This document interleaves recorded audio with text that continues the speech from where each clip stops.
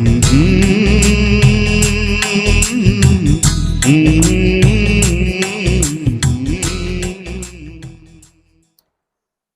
The Lord, hallelujah. खुदावंद यीशु मसीह के मधुर और जलाली नाम में आज की भोर मैं प्रभु का बहुत धन्यवाद देता हूं और आपको खुदावंद यीशु मसीह में सलाम कहता हूं। शालोम, जय मसीह की, हालेलुया। और विश्वास करता हूं राजाओं का राजा खुदावंद यीशु मसीह आपको बरकत देगा। आज इससे पहले कि हम खुदा के कलाम को सुने, आइए थोड़ी देर उसकी आराधना करते हैं और अपने आप को उसके कलाम के लिए तैयार करें। प्रभु आपको आशीष दे। आइए आराधना में शामिल।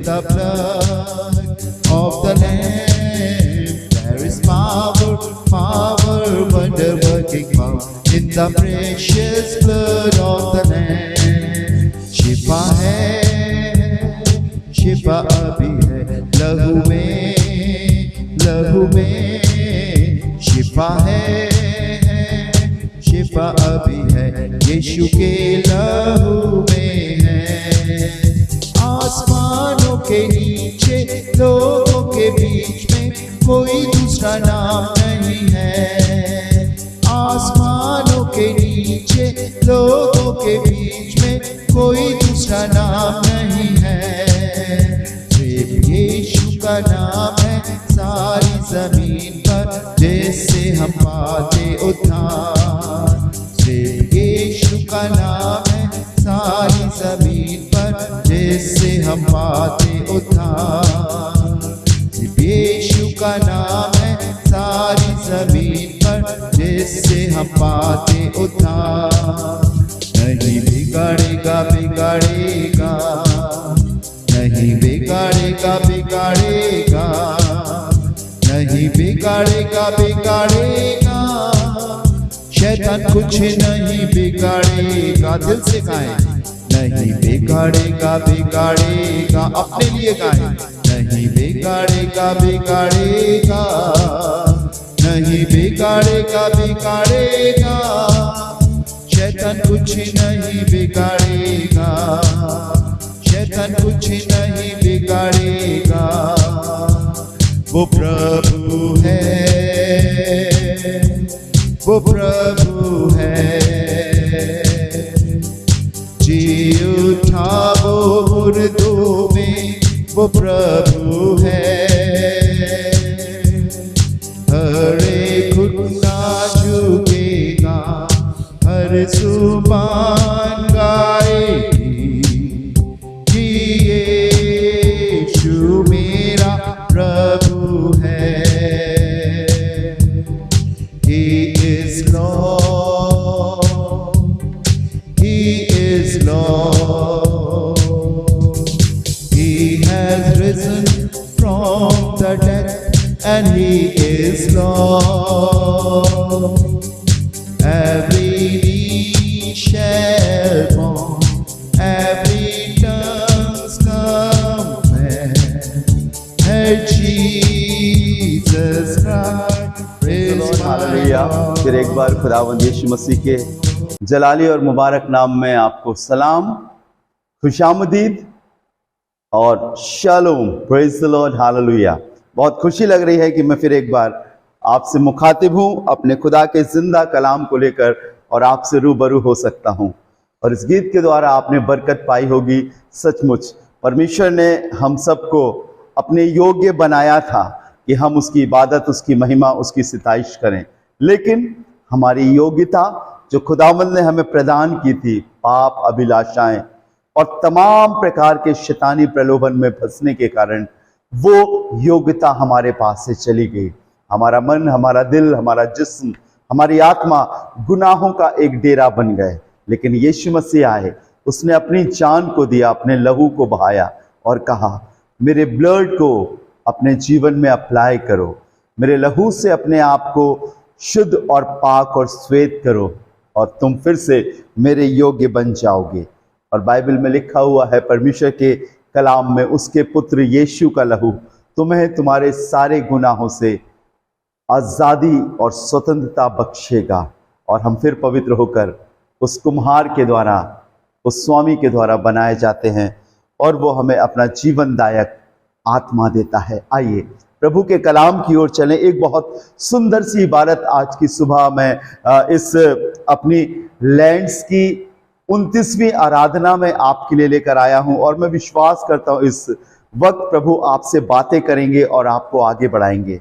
आप गौर करें और ध्यान से अपने चारों तरफ देखें। आपको ऐसे बहुत से मनुष्य मिल जाएंगे जो इस संसार और संसार की वस्तुओं पर अपने मन को लगाते हैं। उनके जीवन का मकसद सिर्फ यही रहता है एक कि वो अपना पेट भरें, अपने घर में धन संपत्ति इकट्ठा करें, अपने जीने के लिए इस दुनिया में बेहतर से बेहतर संसाधन जुटाएं, और सिर्फ एक ही उद्देश्य, एक ही मानसिकता उनके जीवन में रहती है कि वो किसी ना किसी रीति से, किसी ना किसी तरीके से अपने आप को, अपने जीवन को सर्व संपन्न बनाए। और वो इतना अधिक अपने इन कार्यों में लिप्त हो जाते हैं कि वो परम प्रधान परमेश्वर को भूल जाते हैं। वो भूल जाते हैं कि किसी ने उन्हें बनाया है, वो भूल जाते हैं कि किसी ने उनको इस दुनिया में किसी उद्देश्य के लिए भेजा है, किसी योजना को पूरा करने के लिए भेजा है, और वो सिर्फ अपने परिवार का या अपने लोगों का ही या अपनी ऑर्गेनाइजेशन का ही क्या ही पूर्ति करने में अपने जीवन को लगा देते हैं, और उन्हें ऐसा लगता है कि वो सेवा कर रहे हैं। पढ़ने सुनिएगा, ये सब धोखे की बातें हैं, एक दिन मिट जाती है। बड़ी बड़ी संस्थाएं, बड़े बड़े ऑर्गेनाइजेशन, बड़े बड़े परिवार बिखर जाते हैं। एक बहुत सुंदर सी आयत लिखी है, आपने इस किताब को सुना होगा बार बार, योना नबी की किताब। और योना के विषय में भी मैंने आपको बार बार बताया है। ये एक प्रभु का ऐसा नबी था जिससे परमेश्वर बात किया करता था, लेकिन इसने एक बार परमेश्वर की आज्ञा ना मानकर जिस रास्ते पर प्रभु इसे भेजना चाहता था, उस रास्ते पर ना जाकर दूसरे रास्ते पर चला गया। और उसके बाद इसके जीवन में एक बड़ा बवंडर आया, एक बड़ा उतार चढ़ाव आया, और इसको मृत्यु का कौर होना पड़ा। लेकिन परमेश्वर के अनुग्रह के द्वारा मौत इसे हरा ना सकी, और परमेश्वर के अनुग्रह के द्वारा ये जीवित बच गया। लेकिन उसके बाद इसने जब गलती करी, अपने पापों का पश्चाताप किया, परमेश्वर से प्रार्थना करी, तब प्रभु ने इस पर रहम किया। और योना के विषय में आप भली भांति जानते हैं, मैं आपको बताना चाहता हूं, जब ये बच गया और जब ये निकल आया और जब इसके जीवन में प्रभु ने आश्चर्य कर्म किया, तब इसने एक बात कही जो मैं आपको आज के इस बेहतर समय में आपको उभारने के लिए कहना मांगूंगा। योना नबी की किताब 2 अध्याय 8वें पद में लिखा है, जो धोखे की व्यर्थ वस्तुओं पर मन लगाते हैं वे अपने करुणा निधान को छोड़ देते हैं। आपको मालूम है परमेश्वर को कौन से लोग छोड़ देते हैं या कौन से लोग परमेश्वर से अलग हो जाते हैं? लिखा है, जो लोग धोखे की व्यर्थ वस्तुओं पर, अर्थात वो चीजें जो इंसान को धोखे में रखती हैं, वो चीजें जो परमेश्वर की सी दिखती तो है लेकिन परमेश्वर नहीं होती है, जो भ्रम की बातें होती हैं, जो भटकाने वाली बातें होती हैं, जो मनुष्य के जीवन से परमेश्वर का सा आदर और सम्मान लेती है, जो धोखे की बातें होती है, जो रूप और रंग से तो ऐसा लगता है कि परमेश्वर है लेकिन हकीकत में वो परमेश्वर नहीं है, वो बनावटी दिखावटी चीजें होती हैं। और अगर इंसान उन चीजों पर अपने मन को लगाता है तो बाइबल बताती है कि वो अपने करुणा निधान परमेश्वर को छोड़ देता है। और आज इस दुनिया में ज्यादा से ज्यादा लोग उन्हीं धोखे की बातों पर अपने मन को लगा रहे हैं। हर एक इंसान जल्दी से जल्दी उन्नति चाहता है, हर एक इंसान जल्दी से जल्दी पनपना चाहता है, हर एक इंसान जल्दी से जल्दी अपने जीवन को हर एक संसारिक चीजों से भरना चाहता है। सुबह से लेकर शाम तक, वरन देर रात तक वो मेहनत करता है ताकि वो वस्तुएं, वो चीजें उसके घर में, उसके जीवन में आ जाए। लेकिन हकीकत ये है परमेश्वर के लोगों, बाइबल बताती है कि जो धोखे की वस्तुओं पर मन लगाते हैं वो अपने करुणा निधान को छोड़ देते हैं। आज हमारा मन किस पर लगा है? क्या हम धोखे की वस्तुओं पर अपने मन को लगाए हैं या अपने परमेश्वर पर लगाए हैं? मैंने देखा है अपने से छोटे से जीवन काल में बहुत सारे ऐसे लोग हैं जो परमेश्वर से भी प्रार्थना करते हैं और दूसरी जगहों पर भी जाकर अपने मन को लगाते हैं। परमेश्वर की बातों पर, परमेश्वर की आज्ञा पर, परमेश्वर की रहनुमाई पर अपनी निगाह को ना लगाकर संसारिक चीजों पर अपने मन को लगाते हैं। और नतीजा क्या होता है प्रभु के लोगों, कि वो अपने करुणा निधान से दूर हो जाते हैं, अपने परम पिता परमेश्वर से दूर हो जाते हैं। आज आप किस पर मन लगाए हो? बाइबल में लिखा हुआ है, एक सेवक एक सेवक दो मालिकों की सेवा नहीं कर सकता, या तो वो एक से मिला रहेगा और दूसरे से बैर रखेगा। तुम धन और परमेश्वर दोनों की सेवा नहीं कर सकते। तुम परमेश्वर के और शैतान के होकर नहीं जी सकते। यदि आप शैतान के हैं तो परमेश्वर के नहीं हो, और अगर परमेश्वर के हो तो शैतान के नहीं हो। एक ही चीज आपके जीवन में हो सकती है जिस पर आप अपने मन को लगाओगे, और हमारा मन ही, हमारे निर्णय ही, हमारा चुनाव ही डिसाइड करेगा कि हम किस ओर हैं। हम धोखे की बातों की ओर है या सच्चे परमेश्वर की ओर है। हम हर जगह माथा झुका देते हैं, हम हर जगह सबको श्रद्धा दे देते हैं, हम हर जगह अपने आप को सरेंडर कर देते हैं, हम हर जगह अपने हाथों को जोड़ लेते हैं। नहीं, हम किसकी ओर जा रहे हैं, हम किस पर विश्वास कर रहे हैं। अगर हम सच्चे परमेश्वर को चुन रहे हैं, सच्ची बातों को बताने वाले खुदावंद यीशु मसीह को चुन रहे हैं, तो वो करुणा निधान अपनी करुणा हम पर बनाए रखता है। लेकिन बाइबल में लिखा है जो धोखे की वस्तुओं पर मन लगाते हैं वो उसको छोड़ देते हैं। आपको छोड़ने के लिए जरूरत नहीं है कि आप कोई बहुत बड़ा काम करो या लेटर लिखो या चर्च आना बंद कर दो। परमेश्वर को छोड़ने के लिए सिर्फ एक काम करना होता है, और वो है धोखे की वस्तु। और आज इंसान नाम से तो परमेश्वर के जाना जाता है, भक्त जाना जाता है, बहुत धार्मिक पुरुष जाना जाता है, लेकिन हकीकत में उसका मन धोखे की वस्तुओं पर लगा हुआ है। किसी रीति से अन्याय से, किसी रीति से धोखे से, किसी रीति से उसके जीवन में पैसा आ जाए, ताकत आ जाए और संसारिक चीजें भर जाए, और वो उन्हीं बातों पर मन लगाकर अपने परमेश्वर से दूर हो जाता है। बाइबल में लिखा है यदि मनुष्य सारे जगत को प्राप्त करे और अपने प्राणों की हानि उठाए तो उसे क्या लाभ। उपवास की इस आराधना में मैं आपको उभारना चाहूंगा और बताना चाहूंगा, अगर आप जिंदा खुदावंद यीशु मसीह पर विश्वास करते हैं, उसे अपना उद्धारकर्ता मान रखा है, तो मैं आपको बताऊं वो करुणा निधान निरंतर आपके संग बना रहेगा। लेकिन यदि आप धोखे की वस्तुओं पर मन लगाओगे तो वो छोड़ देगा। मुझे मालूम है बाइबल में एक जवान के विषय में लिखा है, जब वो पैदा हुआ, न्यायों की किताब उसका 16वां अध्याय, सैमसन उसका नाम था, सिमसोन उसे कहते थे। बाइबल में लिखा है आसमान से फरिश्ता आकर इसके परिवार में, इसके पिता और माता से कहता है कि तुम्हारे गर्भ में जो बच्चा पल रहा है वो परमेश्वर का नाज़िर होगा, अभिषिक्त होगा, परमेश्वर का जन होगा, और परमेश्वर अपनी प्रजा इस्राएल की छुड़ौती के लिए इसको इस्तेमाल करेगा। एक काम करना, ये कभी भी शराब ना पीने पाए, ये कभी भी गलत रास्ते पर ना जाने पाए, इसके बाल कभी मत कटवाना, क्योंकि मेरा आत्मा बल से इस पर उतरेगा और ये मेरी प्रजा इस्राएल के छुड़ावे का, छुटकारे का कारण होगा।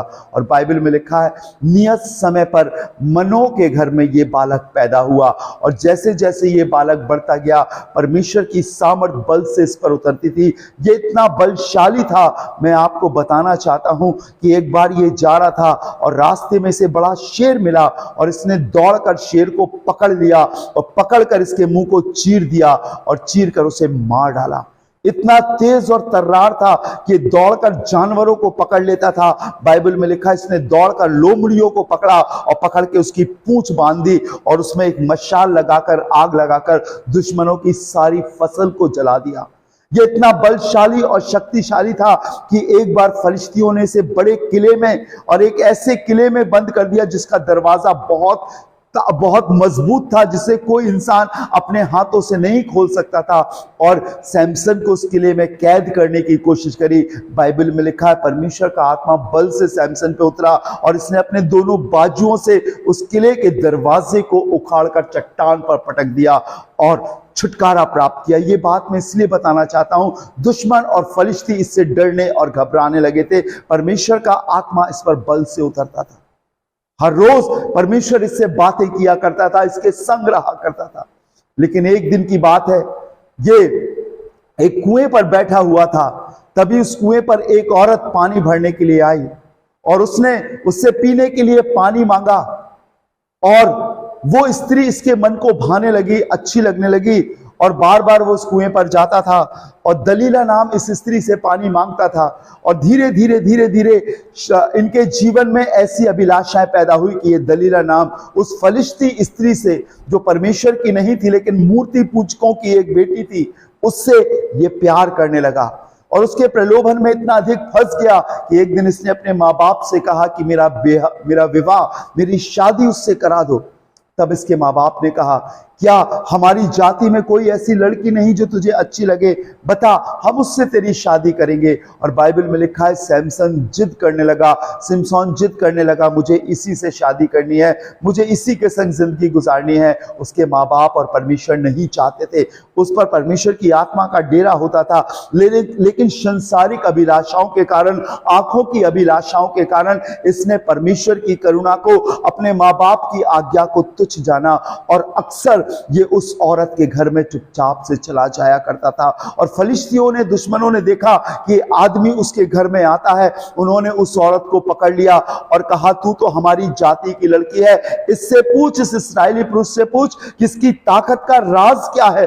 तब बाइबल में लिखा हुआ है, जब सैमसन दलीला के घर में जाया करता था, तब ये इससे पूछा करती थी अपनी मोहब्बत का वास्ता देकर कि यदि तू मुझसे प्रेम करता है तो मुझे बता कि तेरी ताकत का राज क्या है, रहस्य क्या है। तब बाइबल में लिखा हुआ है, किसने कहा कि यदि मुझे 7 मोटी तांतों से बांध दिया जाए तो मेरा बल एक आम इंसान के समान हो जाएगा। और बाइबल में लिखा हुआ है कि ये उसी औरत के घर में था और इसे उसने सुला दिया शराब पिलाकर, जिसके लिए प्रभु ने मना किया था। और बाइबल में लिखा, जोर से चिल्लाकर कहती है कि सैमसन उठ, फलिश्ती तेरी घात में खड़े हुए हैं। ये उठा और इसने अपने दोनों बाजुओं की ताकत के द्वारा, परमेश्वर के बल के द्वारा उन तांतों को, रस्सियों को तोड़ दिया। और ऐसे करके 2 बार उसने दलीला से अपनी सामर्थ्य के विषय में नहीं बताया, लेकिन तीसरी बार वो औरत दलीला उससे झिड़कने लगी, उस पर प्रभाव डालने लगी, उसे अपनी बातों से फुसलाने लगी और कहने लगी कि तू मुझसे प्यार नहीं करता, तू मुझसे झूठ बोलता है, तूने अपनी ताकत का राज मुझे नहीं बताया। और मैं आपको बताऊं, लिखा है उस औरत ने उसको अपनी जांघ पर सुला रखा और उसे सहलाने लगी, उसे शराब पिला दी और वो वहीं पर सो गया। सैमसन ने उसको अपनी ताकत का रहस्य बता दिया था। उसने कहा, जो मेरे सिर की 7 लटें हैं, अगर उनको मुंडवा दिया जाए तो मेरा बल एक आम इंसान के मानिंद हो जाएगा। और बाइबल में लिखा है प्रभु के लोगों कि जब वो सो गया तो उसने बाल काटने वालों को बुलवाकर उसकी 7 लटें कटवा दी और उसे पलंग से बांध दिया। और लिखा है कि तब उसने जोर से चिल्लाया, फलिश्तियों को खबर कर दी, उनके सिपाहियों को खबर कर दी और जोर से चिल्लाया कि देख सैमसन, फलिश्ती तेरी घात में खड़े हैं। वो जोर से उठा कि पहले की नाई फिर से झिड़कूंगा और रस्सियों को तोड़ दूंगा। न्यायियों उसके 16वें अध्याय में ये सारी बातें लिखी हुई हैं।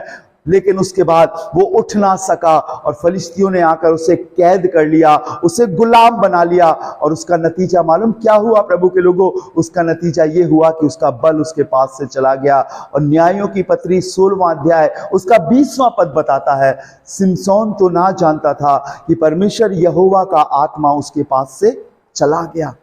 हमारी संसारिक अभिलाषाएं, हमारा गलत चुनाव, हमारा गलत निर्णय, हमारे गलत कदम, हमारी गलत सोच, हमारे करुणा निधान, हमारे परमेश्वर को हमसे दूर कर देती है। परमेश्वर का और पाप का कोई संबंध नहीं। अगर आप इस अंधेरे में जी रहे हो कि आप एक सच्चा जीवन जी रहे हो और संसारिक भोग विलास को, संसारिक सुख विलास में अपने जीवन को बिता रहे हो, संसारिक अभिलाषाओं को पूरा कर रहे हो, तो समझो कि परम प्रधान आपके पास नहीं है, शैतान आपके पास है। और शैतान की ताकत से, शैतानी चक्रव्यूह में फंसकर, उसकी रिवाजों के अनुसार धोखा देकर, अन्याय करके, बुरा करके, झूठ बोलकर, चोरी कर आप अपने लिए सुख सुविधा कमा रहे हो, लेकिन हकीकत में सच्चा सुख देने वाला परमेश्वर आपसे दूर हो गया है। और बाद में उन फलिश्तियों ने सैमसन को गुलाम बना लिया, उसकी दोनों आंखों को फोड़ दिया, उसे जेल खाने में, बंदी गृह में बंद कर दिया और उससे कहा, तू चक्की पीस। और सैमसन फिर से चक्की पीसने लगा। मालूम क्यों? बाइबल में लिखा हुआ है, जो धोखे की व्यर्थ वस्तुओं पर मन लगाते हैं वो अपने करुणा निदान को छोड़ देते हैं। कई बार जवान बच्चे गलत निर्णय लेते हैं, अपने माँ बाप के आज्ञा को नहीं मानते हैं, अपनी आंखों की अभिलाषाओं के अनुसार चुनाव कर लेते हैं, अपने गलत दोस्तों के प्रलोभन में आकर चुनाव को कर लेते हैं। और नतीजा ये होता है प्रभु के लोगों कि वो भटक जाते हैं, सच्चाई के रास्ते से इतनी दूर चले जाते हैं कि करुणा निधान उनके पास से चला जाता है। आपको ये ये भली भांति मालूम होना चाहिए कि आप परमेश्वर और शैतान को लेकर एक साथ नहीं चल सकते हो। एक हाथ में ज्योति और एक हाथ में अंधेरा लेकर नहीं चल सकते हो। एक ही चीज आपके जीवन में आ सकती है, या तो परमेश्वर आ सकता है या धोखे की व्यर्थ वस्तु आ सकती है। आप किस में अपने जीवन को बिता रहे हो? जो आपने चुनाव किया है, जो आपने निर्णय किया है, जो आपने अपने हिस्से में लिया है, क्या वो परमेश्वर की ओर से है या आपके मन की कल्पना या आपके मन की भावना या आपकी आंखों की अभिलाषा या शरीर के सुख विलास का चुनाव है जिसे आपने हासिल कर लिया है?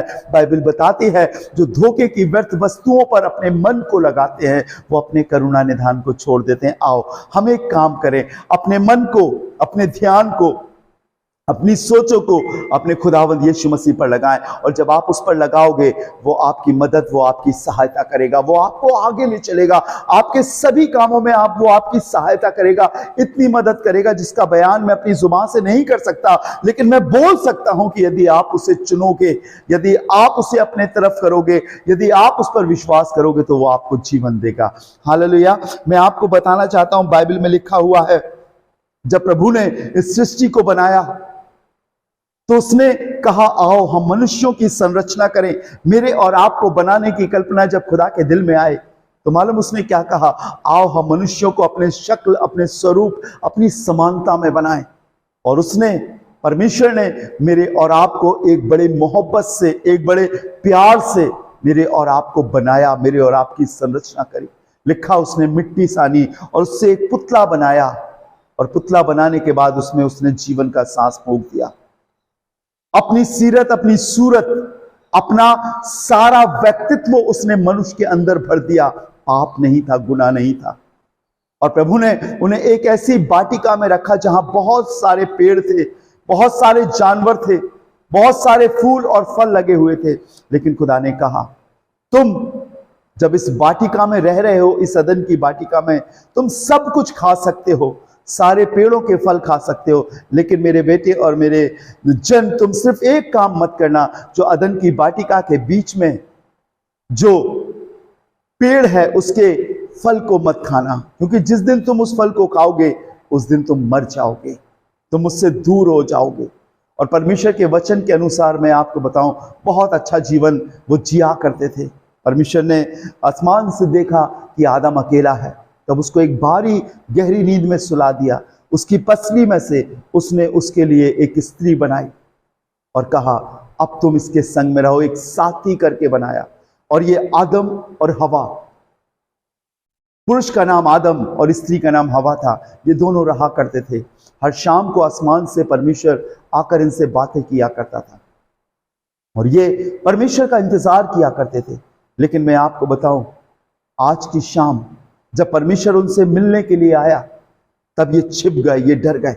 परमेश्वर ने आवाज लगाई, हर बार ये दौड़ कर आते थे, लेकिन इस शाम परमेश्वर ने आवाज लगाई, आदम आदम तू कहां है? तब बाइबल में लिखा है आदम ने परमेश्वर का शब्द सुनकर कहा मैं तेरा शब्द सुनकर डर गया और बारी के पीछे छिप गया। अभी तक नहीं डरते थे, डर था ही नहीं, डर का नामो निशान नहीं था, लेकिन आज डर गए। मालूम क्यों डर गए? क्योंकि आज इन्होंने कुछ गलत किया था। इन्होंने परमेश्वर की आज्ञा का उल्लंघन किया था। जिस पेड़ के फल को खाने के लिए खुदा ने मना किया था, इन्होंने उसी फल को खा लिया। हवा ने खाया और हवा ने अपने पति आदम को खिलाया। बीच में बहुत सारी बातें हैं, वक्त नहीं है, नहीं तो मैं आपको बताता। इन लोगों ने परमेश्वर की आज्ञा को टाल दिया और टालने के बाद जब परमेश्वर ने इनसे बातें करी, मैं आपको बताऊं, जब ये परमेश्वर के सामने आए तब ये कहने लगे, आदम ने कहा मुझे हवा ने इस फल को खिलाया, और हवा ने कहा इस सर्प ने, इस सांप ने मुझे बहका दिया और इसने मुझे फल को खिलाया। ये एक दूसरे पर दोष लगाने लगे, एक दूसरे पर अपनी कमियों को डालने लगे। लेकिन मैं आपको बताना चाहता हूं, परमेश्वर को मालूम था कि इन्होंने फल खा लिया है, परमेश्वर को मालूम था कि ये बहक गए हैं। वो तो अगम्य परमेश्वर है, होने वाली बातों को भी जानता है, जो हो रही हैं उन्हें भी जानता है, जो हो चुकी है उन्हें भी जानता है। परमेश्वर इंतजार कर रहा था कि आदम और हवा माफी मांगे और मैंने क्षमा कर दूं, लेकिन ये एक दूसरे पर दोष लगाते रहे। मालूम उसके बाद परमेश्वर बड़ा दुखी हुआ और परमेश्वर ने सांप को, शैतान को जो सांप के रूप में आया, श्राप दिया। हवा को, आदम को श्राप दिया और सांप से कहा तू जीवन भर मिट्टी चाटेगा, तू रेंग कर चलेगा, तू इसकी वंश की एड़ी को डसेगा और ये तेरे सिर को कुचलेगा। हवा को श्राप दिया कि तू बड़ी पीड़ा से बच्चों को जन्म देगी, मैं तेरे गर्भ की पीड़ा को बढ़ाऊंगा। आदम को श्राप दिया कि तू सिर की चोटी से पैर की एड़ी तक पसीना बहाएगा और तेरी जमीन ऊंट कटारे उगाएगी, तब तू पेट भर रोटी खाने पाएगा। और उसके बाद चौथा श्राप जो उसने दिया वो बहुत भयंकर था और ये कहा आखिर तू मिट्टी है और अंत में मिट्टी में ही मिल जाएगा। हाँ खुदा के लोगों, और उसके बाद लिखा है इन्हें अदन की वाटिका से बाहर निकाल दिया और उस वाटिका में 2 परमेश्वर के फरिश्ते जलती हुई तलवारों को लेकर खड़े हो गए कि दोबारा उसमें प्रवेश ना करने पाए, क्योंकि बाइबल में लिखा है जो धोखे की व्यर्थ वस्तुओं पर अपने मन को लगाता है वो अपने करुणा निधान को छोड़ देता है। आप किस परमेश्वर पर विश्वास करते हैं? आप क्या चुन रहे हो? आपने किस पर आस्था रखी है? कल मुझे एक बहन मिली और मुझसे कहने लगी मैं चाहता हूं परमेश्वर मुझसे बातें करे, मैं चाहता हूं कि वो मेरे अंदर आए, मैं ढूंढ रही हूं, मैं ध्यान करती हूं, मैं साधना करती हूं, मैं बैठ जाती हूं हर रोज, हर सुबह, हर शाम, लेकिन वो मुझसे बातें नहीं कर रहा है। तब मैंने उस बहन को बताया आपकी तलाश तो अच्छी है लेकिन आपका मार्ग गलत है। आपको अगर सही में सच्चे परमेश्वर को तलाश करना पड़ेगा तो आपको इस रास्ते को छोड़कर सच्चाई के रास्ते पर आना पड़ेगा। मैं उससे कहने लगा, बार बार मैंने उसको एक ही बात बताई, परमेश्वर बात करता है, परमेश्वर हमारे अंदर आना चाहता है, लेकिन आपको उस रास्ते पर जिस पर आप चल रहे हो वो गलत है। वो चुनाव जिसको आप चुन रहे हो, आप मनुष्यों पर भरोसा रख रहे हो, आप लोगों पर भरोसा रख रहे हो, आप प्रभु पर भरोसा रखो और प्रभु आपकी हर एक आवश्यकताओं को, आपकी हर एक जरूरतों को पूरा करेगा और वो आपके संग होगा। क्योंकि बाइबल में लिखा है जो धोखे की व्यर्थ वस्तुओं पर अपने मन को लगाते हैं वो अपने करुणा निधान को छोड़ देते हैं। अगर आप प्रभु के होना चाहते हो, परमेश्वर के होना चाहते हो, परमेश्वर को प्राप्त करना चाहते हो, तो आपको अपने मन को धोखे की व्यर्थ वस्तुओं से हटाना पड़ेगा। आप क्या सोचते हो जिस चीज को आपने चुन लिया है वो सही है? नहीं, आप परमेश्वर से पूछो आपका चुनाव सही है कि नहीं। जब आप प्रभु के घर में जाते हो, परमेश्वर से प्रार्थना करते हो, उसके सामने बैठते हो, उपवास रख के प्रार्थना करते हो, पूछो प्रभु से क्या मेरा चुनाव सही है, क्या मेरा निर्णय सही है, क्या मेरा यहां पर बैठना सही है, क्या मैंने जिस चीज को चुना है वो सही है, क्या मैंने सिर्फ सांसारिक लाभ के लिए, अपने बढ़ावे के लिए, अपने घमंड के लिए या अपनी उन्नति या अपने रुतबे के लिए मैंने इस चीज को चुन लिया है? कहीं ऐसा तो नहीं मेरे चुनाव के कारण मेरा परमेश्वर मुझसे दूर हो गया है? क्योंकि बाइबल में लिखा है जो धोखे की व्यर्थ वस्तुओं पर अपने मन को लगाते हैं, लिखा है वो अपने करुणा निधान को छोड़ देते हैं। मैं एक आयत आपके लिए पढ़ना चाहता हूं परमेश्वर के वचन से, आपको बहुत अच्छी लगेगी और मैं चाहता हूं आप ध्यान दें इस बात पर। यशायाह नबी में की किताब में ये आयत मिलती है और मैं आपके लिए पढ़ूंगा यशायाह नबी की किताब और उसका 58 चैप्टर 58 अध्याय आपने कई बार पढ़ा होगा और मैं चाहता हूं आप इसके पहले पद से पढ़िए ताकि आप समझ सको कि प्रभु के वचन में क्या लिखा है। सुनिएगा, मैं आपके लिए पढ़ना चाहता हूं। गला खोलकर पुकार, कुछ ना रख छोड़, नरसिंगे का सा शब्द ऊंचा शब्द कर, मेरी प्रजा को उसका अपराध अर्थात याकूब के घराने को उसका पाप जता दे। सुनिएगा, वे प्रतिदिन मेरे पास आते हैं और मेरी गति बूझने की इच्छा ऐसी रखते हैं कि मानो वे धर्मी लोग हैं जिन्होंने अपने परमेश्वर के नियमों को ही नहीं टाला। वे मुझसे धर्म के नियम पूछते और परमेश्वर के निकट आने से प्रसन्न होते। अब सुनिएगा, वे कहते हैं कि क्या कारण है कि हमने तो उपवास रखा परंतु तूने इनकी सुधि नहीं ली, हमने दुख उठाया परंतु तूने कुछ ध्यान नहीं दिया। सुनो, उपवास के दिन तुम अपनी ही इच्छा पूरी करते हो और अपने सेवकों से कठिन काम को करवाते हो। सुनो, तुम्हारे उपवास का फल ये होता है कि तुम आपस में लड़ते और झगड़ते और दुष्टता से खूंसे मारते हो। जैसा उपवास तुम आजकल रखते हो उससे तुम्हारी प्रार्थनाएं ऊपर नहीं सुनाई देती। समझ गए ना? हम कर तो सब कुछ रहे हैं, हम उपवास भी रख रहे हैं, हम प्रार्थना भी कर रहे हैं, हम कलीसिया भी जा रहे हैं, हम चर्च भी जा रहे हैं, लेकिन हमारा मन धोखे की व्यर्थ वस्तु पर लगा है। हमने उद्धारकर्ता को कभी नहीं मांगा, हमने उद्धारकर्ता से कुछ चीजों को मांगा है। और वो चीजों को हमने जो मांगा है अपने जीवन में, अपनी संसारिक अभिलाषाओं को पूरा करने के लिए, हमें किस रास्ते पर आगे बढ़ना चाहिए, क्या रहनुमाई में आगे बढ़ना चाहिए, हम उसमें नहीं बढ़ रहे और हम अनर्थ बातों पर अपने मन को लगा रहे हैं। इसीलिए बाइबल बताती है, जो धोखे की वस्तुओं पर अपने मन को लगाते हैं वो अपने करुणा निधान को छोड़ देते हैं।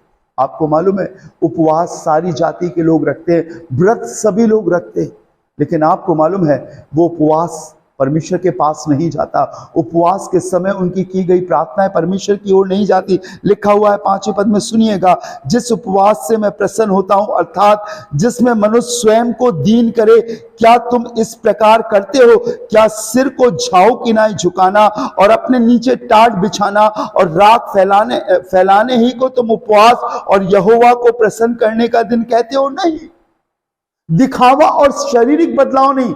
आपने खाना खाना छोड़ दिया और कहा मैं आज पूरे दिन व्रत हूं, उपवास से हूं, फास्टिंग से हूं, नहीं। और आपका मन कहां लगा है? वो तो दुष्टता कर रहा है। आपको मन से उपवास रखना है, मन की दीनता आपके जीवन में आना है, और जब वो मन की दीनता आपके जीवन में आएगी तभी आपका उपवास सही होगा। बाइबल में लिखा हुआ है, यीशु मसीह ने कहा मत्ती उसका 6वां अध्याय 16वें पद में कि जब तू उपवास करे तो कपटियों के समान मत कर, अपने सिर पर तेल मल और अपना मुंह धो, लोग नहीं लेकिन तेरा पिता तुझे उपवासी जाने और जो गुप्त में है तुझे प्रतिफल दे। हम किस ओर जा रहे हैं? यही 40 दिन नहीं है कि हम इन्हीं दिनों में उपवास रखें, लेकिन हम कभी भी उपवास रख सकते हैं। हर एक दिन जो उसने बनाया है अच्छा है, प्लानिंग करके, सोचकर, अपने मन में दृढ़ निश्चय के संग, अपने आप को दीन करके, हलीम करके, अपने आप को प्रभु के हाथों में सौंप कर कि प्रभु आज मैं दीन होऊंगा, आज मैं नम्र होऊंगा, मैं घमंड की सोच को अपने मन में नहीं लाने दूंगा, मैं घमंड के विचारों को अपने मन में नहीं बसने दूंगा। अगर मुझे कुछ चीज आती भी होगी तो मैं कहूंगा कि प्रभु मुझे ये तेरे बिना कुछ नहीं आता, मैं कुछ भी नहीं हूं, आप ही सब कुछ है। और जब हम इन बातों पर मन को लगाएंगे वो करुणा निधान हमारे पास आएगा। बाइबल में लिखा हुआ, मैं और मेरा पिता आएंगे, आएगा वो, बात करेगा वो, रहेगा वो आपको ले चलेगा इस जमीन पर, वो आपको एक स्वर्गीय अनुभूति का एहसास दिलाएगा। जमीन से वो आपको स्वर्ग की बातें करेगा, आपके संग रहकर, आपकी रहनुमाई करके वो आपको अंतिम क्षण तक लेकर जाएगा। लेकिन आपको धोखे की वस्तुओं पर मन नहीं लगाना है। आपने अगर किसी धोखे को चुन लिया, किसी धोखा देने वाले ऐसे शख्स के संग आप जिंदगी गुजार रहे हो, किसी झूठी कलीसिया के आप सदस्य हो और आप आत्मिक रूप से नहीं बढ़ पा रहे हो, सिर्फ आप इसलिए उस कलीसिया में हो कि हमारी शादी हो जाए, हमारा बैप्टिज्म हो जाए, हमारा फ्यूनल हो जाए। मैं आपको बताऊं, कलीसियाएं आपको यीशु मसीह के पास नहीं ले जाएंगी। कोई भी कलीसिया सिद्ध नहीं है, कोई भी पास्टर सिद्ध नहीं है, पर बाइबल बताती है जो वचन में नहीं चूकता वही सिद्ध मनुष्य है। सब जगह आप जाकर देख लो, आपको कमियां दिखेंगी। हमें उस सिद्धता को प्राप्त करने के लिए प्रभु ने कलीसिया में रखा है, और हमें अपने मन को कलीसिया पर नहीं लगाना है, प्रभु पर लगाना है। हमें अपने मन को पास्टर पर नहीं, कलीसिया की कमेटी पर नहीं, चर्च की कमेटी पर नहीं, लेकिन प्रभु पर लगाना है। तब हम उस करुणा निधान से दया पाएंगे। परमेश्वर के भवन में एली और एली के बेटे और उनका परिवार भी रहा करता था, लेकिन परमेश्वर सैमुएल से बात करता था। क्यों? क्योंकि उसका मन उसकी ओर लगा था। आप खुदा के घर में तो रह रहे हो, बरसों से खुदा की सेवकाई कर रहे हो या एक विश्वासी बनकर जी रहे हो, लेकिन मन तो आज भी धोखे की वस्तु पर लगा है। मन में आज भी बुराइयां भरी हुई है, मन में आज भी कटुता और दुष्टता भरी हुई है, और हम उन धोखे की बातों का मेडिटेशन करते हैं, अपनी बातों में बुराइयां करते हैं, अपनी सोचों में। हम कहां से करुणा निधान को पाएंगे? हम हर रोज एक दिखावे की, एक झूठ की जिंदगी जी रहे हैं, और सच्चे परमेश्वर के नाम से हम झूठ बो रहे हैं, हम पाप बो रहे हैं, और हम पाप में अपने जीवन को जी रहे हैं। आओ धोखे की वस्तु से अपने मन को हटाएं, करुणा निधान पर अपने मन को लगाएं। वो आएगा और आपकी सभी जरूरतों को पूरा करेगा। वो आएगा और आपको जीवन देगा। आइए अपनी आंखों को बंद करें, प्रार्थना करें। राजाओं के राजा, प्रभुओं के प्रभु, हम आपका हृदय से धन्यवाद देते हैं। सत्य है प्रभु, इंसान आंखों की देखी हुई चीजों पर और शारीरिक अभिलाषाओं को पूर्ति के लिए उन चीजों पर अपने मन को लगाता है, और हकीकत तो ये होती है कि उस दौरान हमारा परमेश्वर हमें छोड़कर चला जाता है। परम प्रधान के पुत्र खुदावंद यीशु मसीह, आज आपके नाम से पिता के पास आकर दुआ करता हूं, हमारे मन की आंखों को खोल, हमारे विचारों को खोल और हमें सही चुनाव की ओर ले चल कि हम धोखे की बातों पर नहीं, हम सिर्फ ये सोच कर ना जिए प्रभु कि सब कुछ इसी पृथ्वी पर है, पर इस बात को सोचकर अपने जीवन को हर रोज पवित्र बनाए। इसके बाद भी एक जिंदगी है, इसके बाद भी एक बड़ा राज्य है जो तूने अपने लोगों के लिए तैयार किया है। यीशु नासरी मैं आपसे प्रार्थना करता हूं, दुआ करता हूं, मेरा निवेदन है आपसे खुदावंद, हमारे चुनाव में, हमारे निर्णय में तू हमारा साथ दे।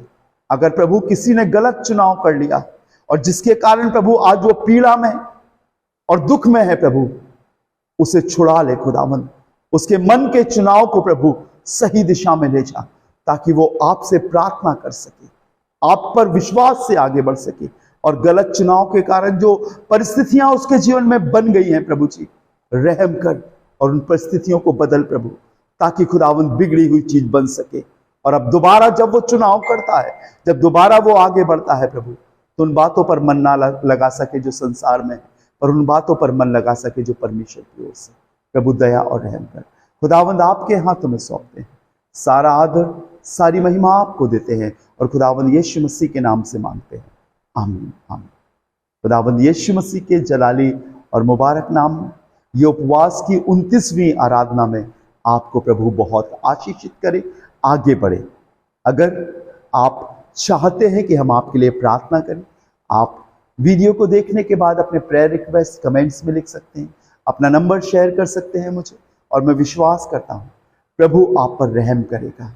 अगर आपने कुछ गलत चुन लिया है तो वो उस बिगड़ी हुई चीज को ठीक करने वाला भी प्रभु है, और वो ठीक करेगा। प्रभु में आनंदित रहें, खुश रहें, बढ़ते रहें और उसमें भरे रहें। May God bless you.